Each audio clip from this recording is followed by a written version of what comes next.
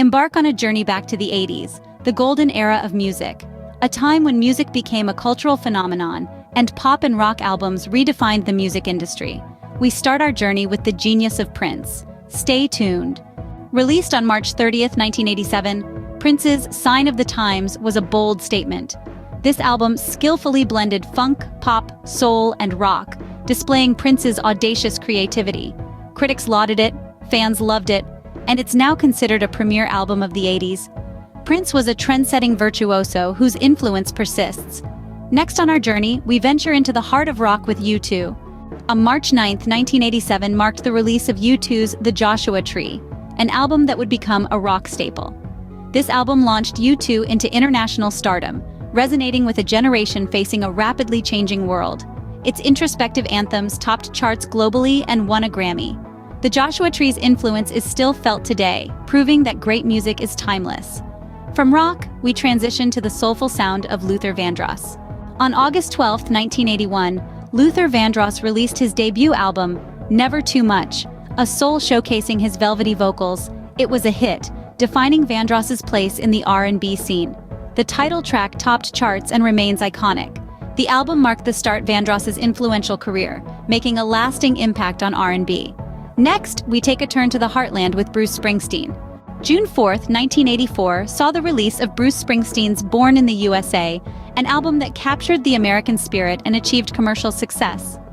Each track expertly wove tales of everyday American life with rock and roll rhythm. It soared to the top of the charts, selling over 15 million copies in the United States. The album symbolized American resilience and optimism during a time of change. Now, let's transition to the sultry sounds of Sade. July 16, 1984 marked the debut of Sade with Diamond Life, an album that oozed sophistication. The unique fusion of smooth jazz, soul, and sophistopop captivated listeners.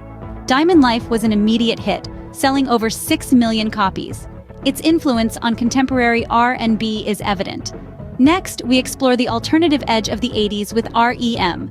On April 12, 1983, REM released Murmur, an album that would define the alternative rock genre. This innovative work, marked by its sound and cryptic lyrics, transformed them from an unknown entity to a defining alternative rock pioneer. Murmur influenced countless bands, shaping modern rock and spotlighting the power of daring difference. Now let's delve into the ethereal world of Kate Bush. Kate Bush's Hounds of Love, released on September 16, 1985, was a theatrical masterpiece. It's known for distinctive vocals, boundary-pushing creativity, and the innovative use of the Fairlight CMI synthesizer. The album achieved commercial success, topping the UK Albums Chart, making its presence felt in the US and influencing a generation of artists. Hounds of Love remains a touchstone in pop music history. Next, we get a taste of the new wave with ABC. June 21, 1982, marked the release of ABC's The Lexicon of Love, a perfect blend of pop and new wave. This English band, led by Martin Fry, created a theatrical album blending orchestral arrangements with synth pop.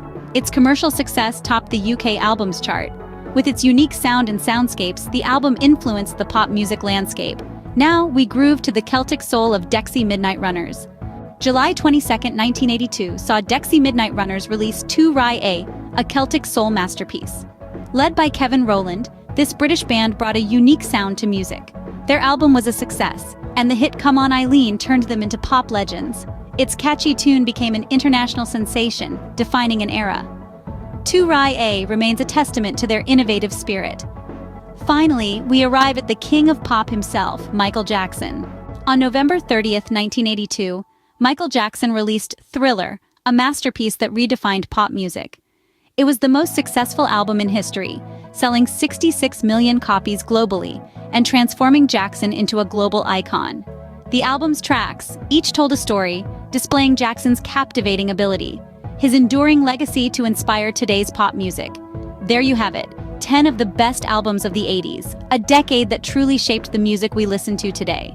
Yes, we know it's 10 of the best, but here are a few bonus albums that we just cannot skip over. The is the unique contribution of Adam and the Ants. Their 1980 album, Kings of the Wild Frontier, revolutionized the music scene, blending punk's energy with tribal beats and exotic melodies. This album catapulted the band to stardom and shaped the new wave genre. The title track became an anthem for a generation. As we leave the tribal punk world of Adam the Ants, we move on to the inimitable David Bowie. Stepping into the world of David Bowie, we find ourselves immersed in the innovative soundscape of Scary Monsters. Released in 1980, this album marked a shift in Bowie's style. The title track showcases Bowie's unique vocals and innovative use of electronic instruments. Other tracks blend synths with traditional rock, creating an avant-garde yet accessible sound. Scary Monsters stands as a testament to Bowie's constant evolution. As we bid farewell to Bowie, we transition to Roxy Music in our next scene. Roxy Music's Avalon is a masterpiece of the sophisticated, elegant side of 80s pop. This 1982 album embraced a smoother blend of pop and rock, perfectly captured in the title track, Avalon. Other songs like More Than This highlight a refined sound. Avalon became their most successful album, influencing many artists. As we leave the lush landscapes of Avalon, we prepare ourselves to dive into the vibrant, colorful world of Culture Club in our next scene. Culture Club's debut album, Kissing to Be Clever, burst onto the 80s music scene like a vibrant explosion of color. Released in 1982, this album marked a new era in pop music, introducing a distinct sound that was unmistakably Culture Club.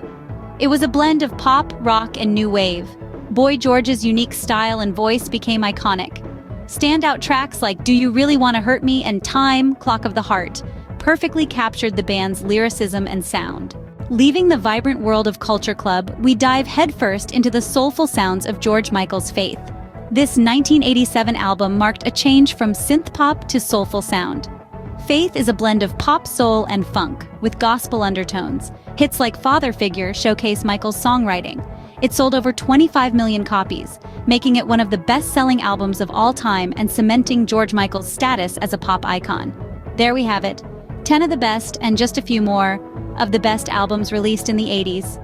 I hope you had a favorite in there, but if not, let me know in the comments what you consider is your favorite album of the 80s. Thanks for watching, and please like and subscribe. There is always something new.